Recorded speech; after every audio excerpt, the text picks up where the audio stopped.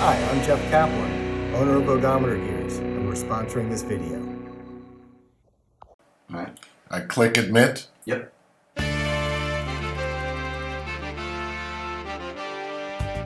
My name is James Cameron. No, not this James Cameron, this James Cameron. I grew up in Coney Island, Brooklyn, New York. I now live in Virginia. But before all of that, I had another passion. I loved Rolls-Royces. Well, a few years ago, I accomplished my dream. I purchased a 1985 Rolls-Royce Silver Spur. And that's where the nightmare began. But it was through trial and error that I discovered that there was a way to actually purchase these cars and maintain them that could save the buyer of future cars like this thousands of dollars. Now that is the sound of power. Let's take a trip. Come on, come along with me.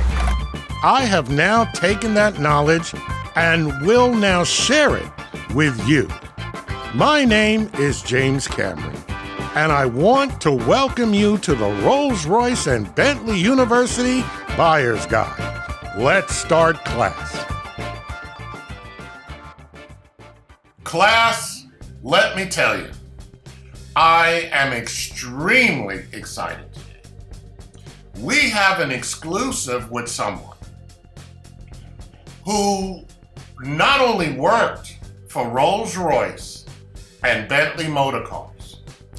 In as far as I'm concerned, their true heydays, which would have been, for me, in the 70s, going into the 80s, that's when they came out with their new models, and was there when the government came in and took over Rolls-Royce and Bentley Motors. I want to introduce you to Evan Morgans. Evan, how are you doing? Hello, James. Very pleased to talk to you. It's an honor, absolute honor, to have you on the program and to have you here in class. Now that we have our names correct, Yes. I want you to introduce yourself to my class. I want you to espouse somewhat on when you started at Rolls-Royce and Bentley Motor Cars, why you were hired, what was your duties, and how you felt about the position, and some of the things that, again, that you had to do. So please, the floor is yours. Well, again, thank you very much for inviting me. Gosh, you're taking me back quite a few years now. I think it was the early 1970s that a friend of mine told me that Rolls-Royce were looking for someone to edit their house newspaper.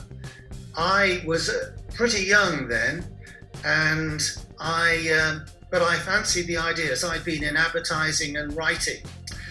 And so I went along to see them, and lo and behold, they offered me the job. And at that time, Rolls-Royce in 1971 had gone bankrupt, famously, because they'd spent so much money developing the RB211 engine.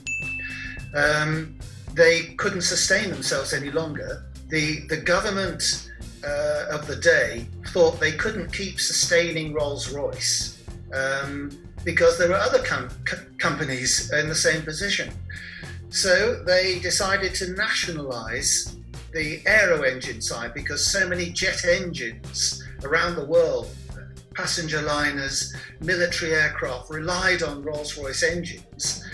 They didn't give a damn really about the Rolls-Royce motor cars nor the diesel engines, and they were hived off into a separate company called Rolls-Royce Motors. And I went to work for Rolls-Royce Motors, who made motor cars and diesel engines in two different sites in England. And the idea really was for me to write a house newspaper, to inject some esprit de corps, to gather all the different factories and people together who'd been very worried about the bankruptcy and whether they were going to lose their jobs. I mean, at that time, I think they were employing about 6,000 or 7,000 people in these two factories. Now, the cars were very successful then, but the new chap who took over as the chief executive immediately increased their cost to by about another factor of, so they increased them by another third, but they still sold around the world because, as you know, they're such special cars.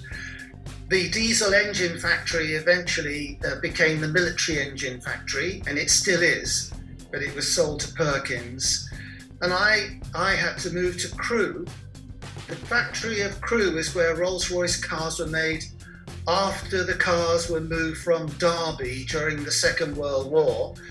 And Crewe was built as what was called a shadow Merlin engine factory to make Merlin piston engines. But it was one that the Germans wouldn't be able to find. It was too far away from their bombers. And in fact, it was never bombed. And I moved to this factory where Rolls-Royce cars have been made since 1945. In 1946, they brought out the Bentley T-Series because they thought that Rolls-Royce cars would never be bought post-war.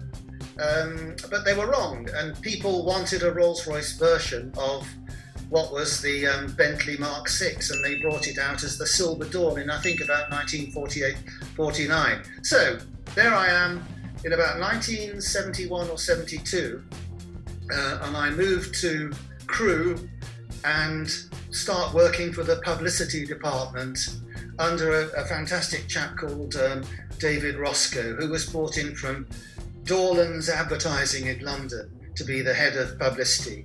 And the company, I vividly remember going to Conduit Street, which was the London showroom in the West End of London, where in fact Royce and Rolls had their offices in London. And the company floated successfully on the stock exchange, and I was there on that day, and we became a publicly quoted limited company making motor cars. So let me just, if I can just interject just for a second here. Oh, please do, because I'll ramble on forever. That's fine. So up to that point, Rolls-Royce and Bentley motor cars was not publicly traded. No, it was owned by the receiver, who was waiting to see whether it would be bought by somebody or floated on the stock exchange. Okay. Well, in the end, it was floated on the stock exchange. Okay. Well, so to sum up, at the time, you came in when the government had already come in and made the separation of the two companies. Yes. So that had to be a little bit of a scary time, but yet a very exciting time at the same time. Well, you're quite right, because incidentally, at the time of the bankruptcy, Rolls-Royce had about 5 Corniche cars in the south of France to launch. And the hotel asked them to pay in advance because they thought they weren't going to get paid. They had the press there and the cars. No, I was born in 1948, so in the early 70s I was 23, 24, and I don't think I had much fear about losing my job. I'd find another. But for a lot of other people it was.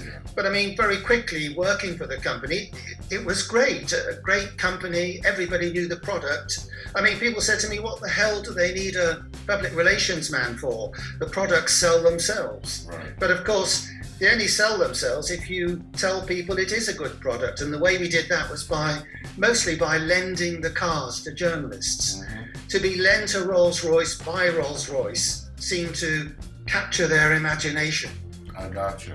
Yeah, I mean, like I said, it had to be, you weren't fearing for your job. You had just been hired and you were starting to feel yourself around the company and how you wanted to move forward in your position. But also the very fact that almost it was a clean slate. There was nothing that you had to say follow in the footsteps of, per se, that had been done before you. So it was almost like your show. Well, all of the great traditions, the Rolls-Royce name, the mascot, they were all they came with us. But in fact, the name Rolls-Royce was owned by Rolls-Royce Ltd, which the government nationalised. We still had links to Derby, where the main factories were, through direct lines, telephone lines. So you could just pick up a phone and speak to Derby, even though it was owned by the government and we were a separate company. Okay. But there was a pride. It was a new organisation, Rolls-Royce Motors. We had a logo designed and we had new products coming along.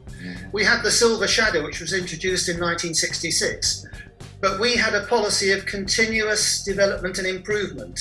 So we would, for example, I remember when things were tested on Corniche coach milk cars because it was easier to add things to them. They weren't in a almost production line. And they would put, say, rack and pinion steering or different brakes on and gradually improve the cars.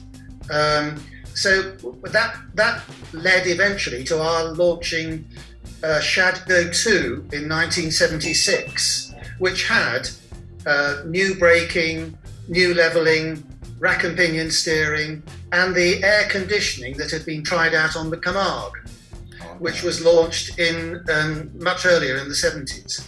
If I could interject for a second, maybe I mean you were there. In articles that I've read, as well as what I was led to believe, that the Shadow 2 was actually only 3 years. It was 77 to 80. Yes. But you said 76. Yes, it was, I think, launched in, we took 12 or 13 or 17 of them drove them down to Miath in southern Spain. The reason for that is you drive them down, you make sure that the wheels don't fall off before you let the press drive them, and it's the easiest way to transport them there. Right. And so when the journalist arrived at the airport, I think it was 76, it could have been 77, they've got 17 cars lined up, and we went straight out into the hills for the journalists changing to try and drive them. The reason we chose Miath is we wanted to boast about the automatic air conditioning. Now, air conditioning sounds, everyone's got air conditioning today. In those days, they didn't.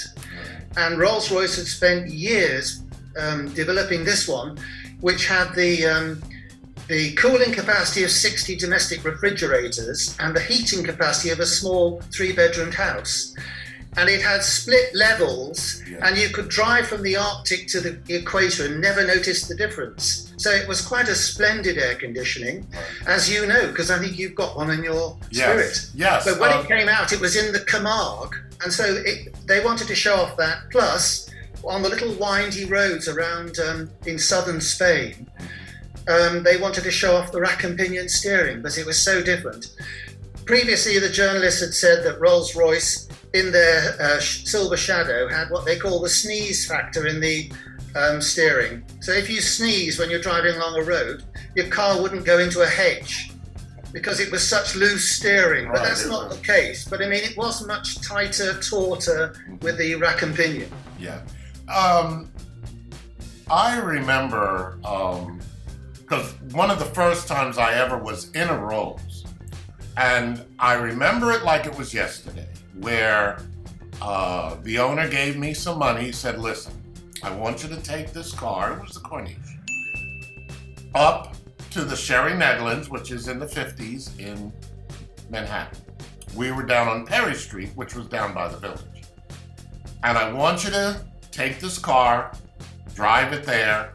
The owner is going to be there waiting. And here's some money for a cab so that you can come back. Well, let me tell you. I made every stop sign. I made every red light.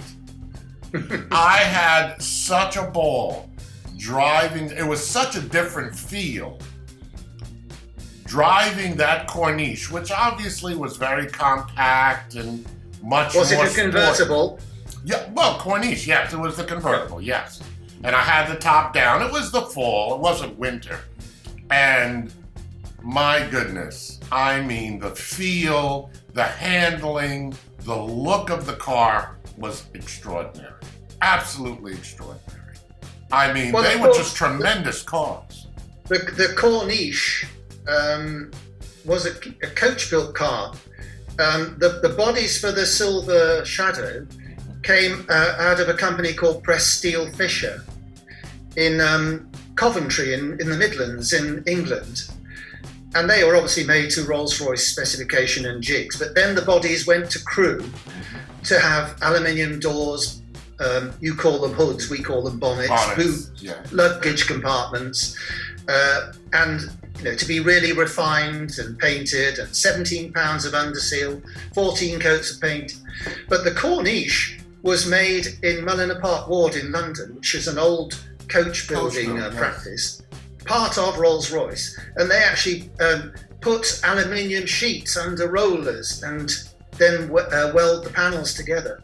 So it's a really special car, a Corniche. And of course, as the rack and pinion was put on the Shadow 2 and brake upgrades and the air conditioning, these were all added to the coach-built cars first because they were sold at a much higher price. They took much longer to build. I mean, it takes your Silver Spirit and mine take 3 months to build one car. Right. But a Corniche should take much longer, and a convertible, because of the hood, would take longer still. But they're very beautiful cars, I think. They're stunning.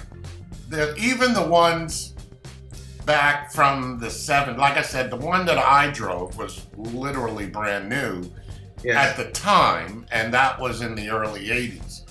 And even the ones that they built 75 and so, those were also great cars. But the way you could really kind of tell the difference was the dash and also the lights. The tail lights were different. And Obviously in an 80s car, you'd have all the refinements of the steering, right. But the thing that I think ruined a lot of Rolls-Royce cars, I don't know whether you feel this way yourself, but if you look at the English ones and look at the American ones, when they brought in the legislation about the bumpers and the impact bumpers, the homologation rulings, I think that spoiled the line of the cars for America. I mean, you could knock into somebody in a car parking space and your bumpers wouldn't be ruined, so the insurance companies were happy, but it just didn't have the exquisite lines. Just as I think I always preferred the chromium plated bumpers on the Clouds and the early Shadows. Mm-hmm. I have to ask you a question. I was and maybe you don't even know the answer, but I'm going to ask this question.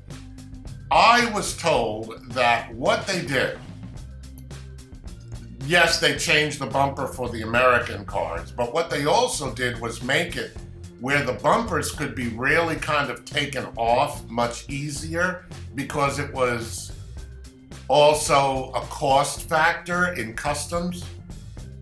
I can't say I can speak authoritatively because, I mean, I wasn't an engineer, right. But it strikes me watching videos of people who are replacing bumpers, it's just as easy to take off one of the rubber bumpers now as it was the chromium. Mm-hmm. It's just a matter of unbolting the thing. Yes. But we had an example, just to take you back to the 70s, we had an example, we were closely linked to the salespeople, and we had for example, we had a Phantom 1. Phantom 6, and then we had an example of every car, sometimes 2 or 3, because we had a North of England representative and a South of England representative. They'd go around to all the dealers, and then we had the same throughout the continent. And they did the same in America. I mean, I did a tour of America in about 1975 and met all the Rolls-Royce people there. And so we had the same sort of, they had a Rolls-Royce each as well. They could lend one to the dealer or to a customer if there was a problem. Mm-hmm. So we had an example of every car, but we in the press department had our own press cars. They weren't finished in any better way. They were just, so we free up, we give them and lend them to people. Mm-hmm. So I had lots of rides in Rolls-Royce cars and owners' cars. I used to go all over the world. And I remember in the island of Penang, I went to see the King of Penang about his car. And I was then asked thereafter if I'd drive around with some of the owners, simply because they wanted to tell their friends they'd had the Rolls-Royce man come and drive their car. Yeah. I made a bit of a problem there, because I borrowed the King's car and I took it up to a kampong, which was a little native village on the island of Penang, and there were a lot of villagers around it, a lot of whom were young ladies with no bras on. May I put it that way? And when so I went back. I stayed at a beautiful hotel called the Pacific and Oriental Hotel. And in the middle of the bloody night, I remember, I got a phone call from someone calling himself the aide-de-camp to the king. And he'd found out, and I'd embarrassed the king, and he demanded the film from my camera.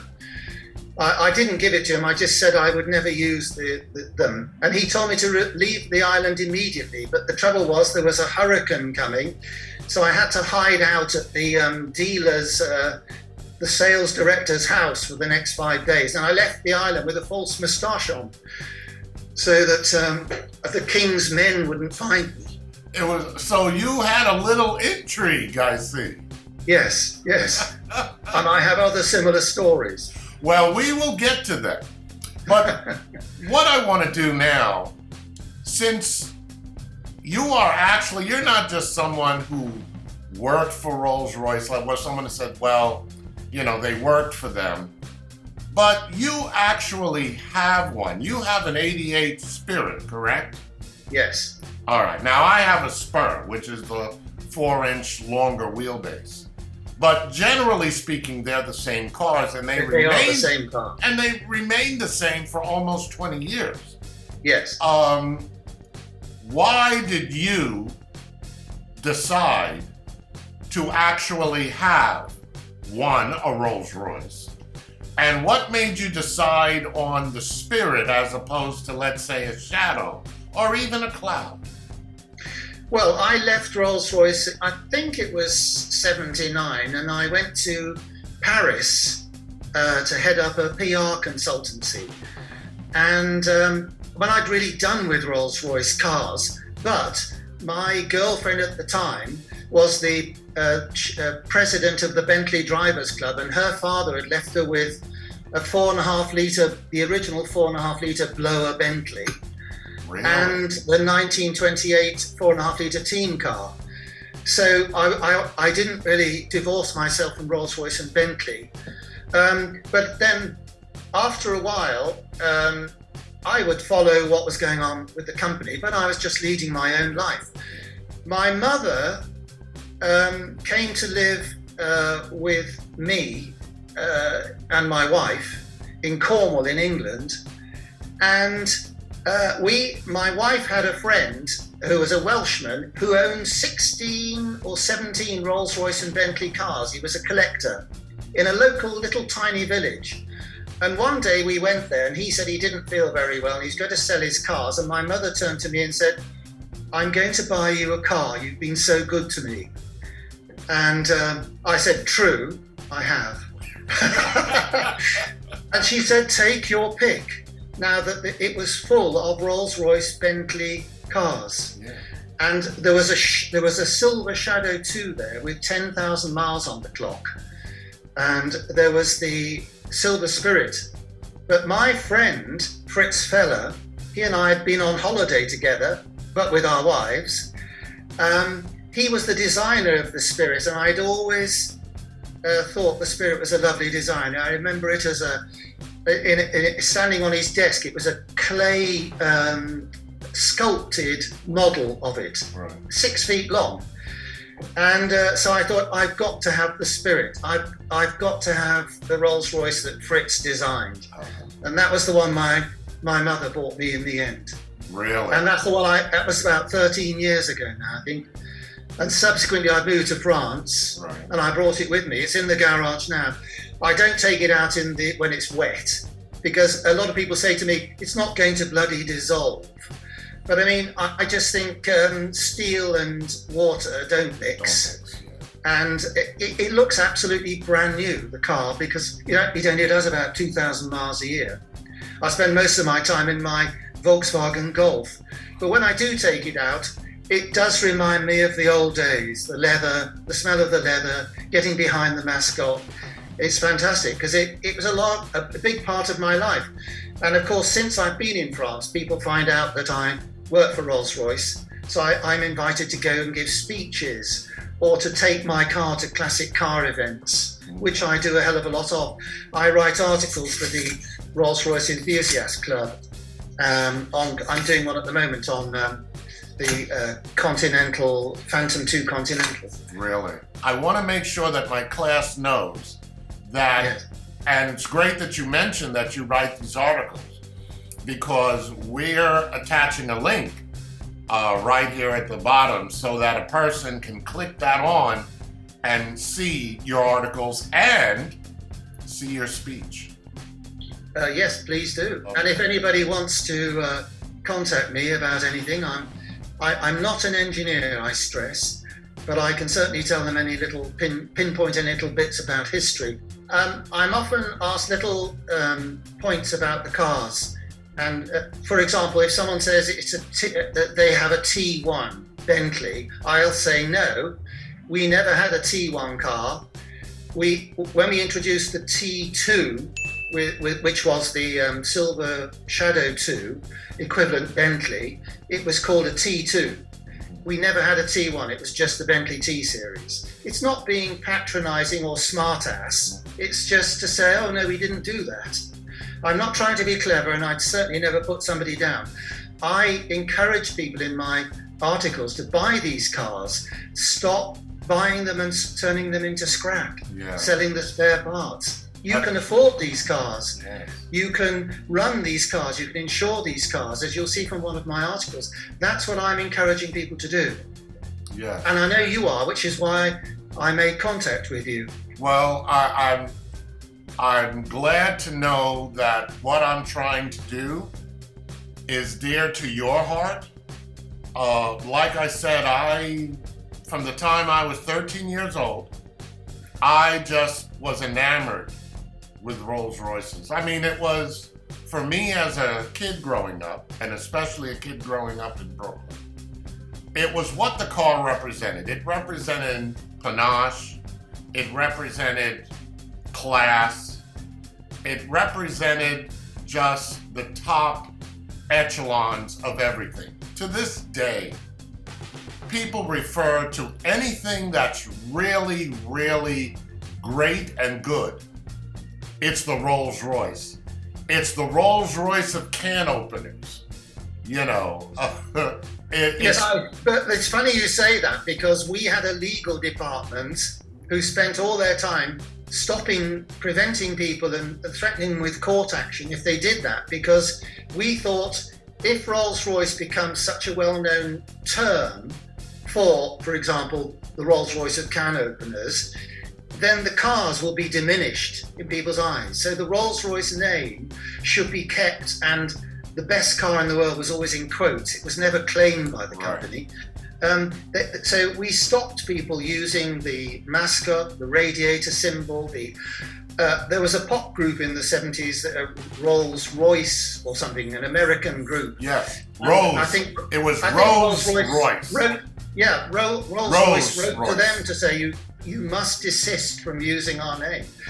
So that any time Rolls-Royce was referred to, it's referred to as the cars, and it was very special. Really? Not, I think a chap in America in the 30s bought a Rolls-Royce and put a horse, a wooden horse in the middle of it, and just to make it look ridiculous. And of course, they hated all of that sort of thing. The mascot, they say they spent years developing the cars, and the early successes in rallying and all the things they did to the cars, that they didn't want people to use what they'd earned, in a hard work way. But, I guess as an American, if you're comparing something to something that already has that status, I would think that that's a good thing. I mean, they don't say, well, it's like a Mercedes-Benz. I mean, they just don't. You know, they say it's like a Rolls-Royce. Yes. So I would think that that's marketing Genius. Exactly. I mean, they were just stiff upper lipped about it. Of course, America was always the biggest car market, and for about 12 years, Rolls-Royce cars were built in America. Yes, in Massachusetts, Springfield. Yeah. Yeah, and the bodies were built by a firm called Brewster, Right. and I think he was one of the original, not himself, Right. founding, arrived and stood on the Mayflower Rock.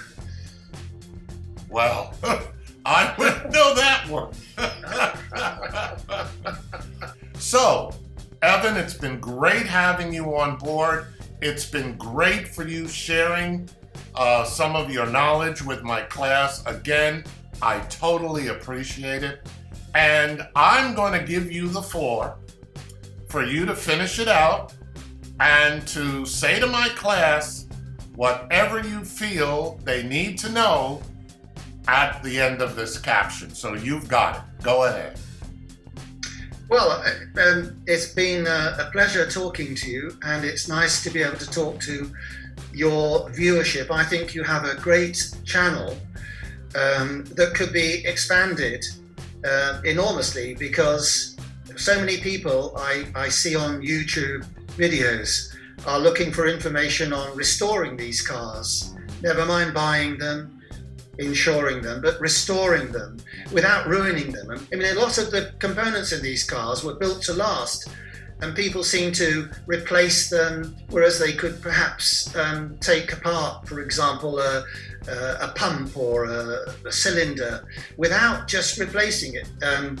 There are great suppliers now who supply spares from all over the world. So these cars can be bought for reasonable prices now, and they can be looked after at a reasonable cost, and certainly maintained at a reasonable cost. And a lot of the things you can do yourself, the oil changes or whatever.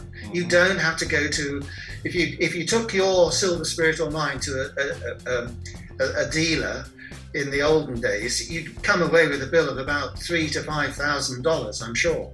I mean, the last time I took mine to England, admittedly I had a rack and pinion steering fitted, but it cost me about £3,500, over $6,000. But a lot of the things, the last time I had it done in France, and incidentally, my friend has 16 Rolls-Royce and Bentley cars. He always has his cars done in this same garage. Cost me €500. Really? So you can look after these cars well without spending a fortune. Don't leave them parked in the sun, is my other advice, because the wood will crack. Yes. And never use sandpaper on the wood. If you need to get rid of the lacquer, use very fine wire wool. But if they stay in the very hot sun, especially in places in the hot south, the wood will crack eventually. Yeah. So always leave the window slightly ajar.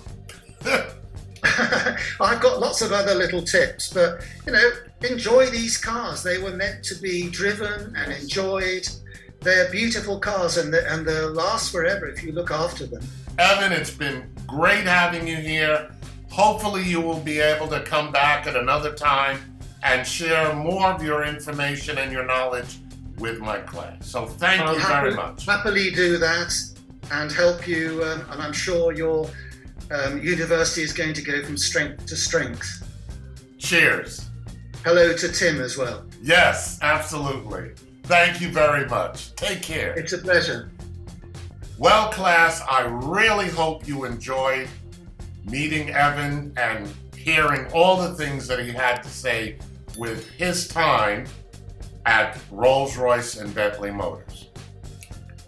And what we're going to be doing, we are going to be closing down the university for the month of August, After all, it is the summer, and we all have to take a little bit of a break. So make sure you look us back up in September, and in the meantime, look at some of our previous videos. Take notes. Make sure you put your comments down below in the comment section, and we will answer them as soon as available. Take care, class. It's been a blast. I hope you've enjoyed it, and we will see you in September.